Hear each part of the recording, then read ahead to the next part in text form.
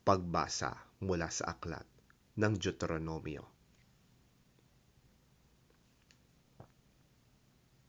Ngayon ay ibinigay nga sa inyo ng Diyos ninyong si Yahweh ang mga tuntuning ito. Sundin ninyo ito ng buong puso't kaluluwa. Ipinahayag ninyo ngayon na si Yahweh ang inyong Diyos. Lalakad kayo ayon sa kanyang daan. Susundin ang kanyang mga tuntunin at papakinggan ang kanyang tinig. Ipinahayag naman niya sa inyo na kayo ay kanyang bayang hinirang, tulad ng kanyang pangako, at dapat ninyong sundin ang kanyang mga tuntunin.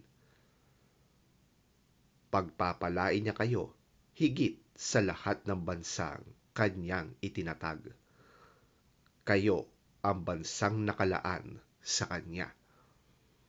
At tulad ng kanyang pangako, kayo ay tatanggap ng papuri, katanyagan, at karangalan.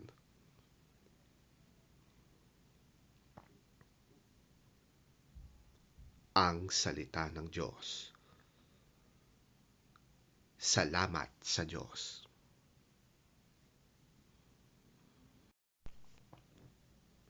Ang mabuting balita ng Panginoon ayon kay San Mateo. Papuri sa iyo, Panginoon.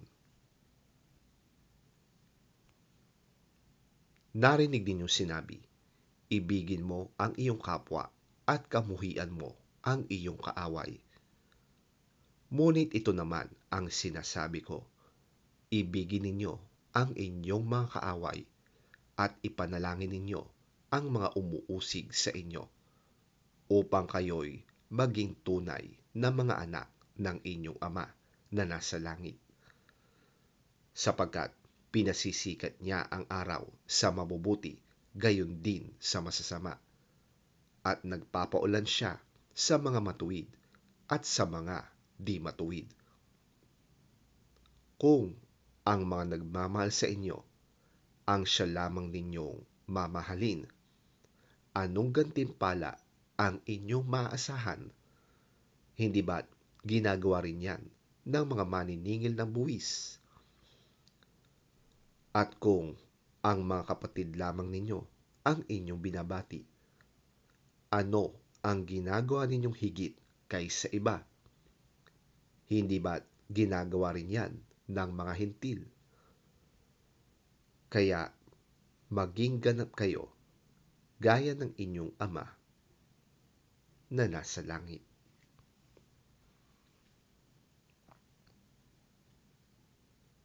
Ang mabuting balita ng ating Panginoon. Pinupuri ka namin, Panginoong Hesukristo. You have heard that it was said, love your neighbor and hate your enemy. But I tell you, love your enemies and pray for those who persecute you, that you may be sons of your Father in heaven.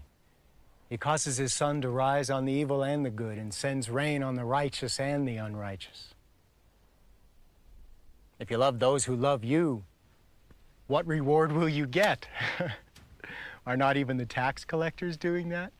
And if you greet only your brothers, what are you doing more than others? Do not even pagans do that?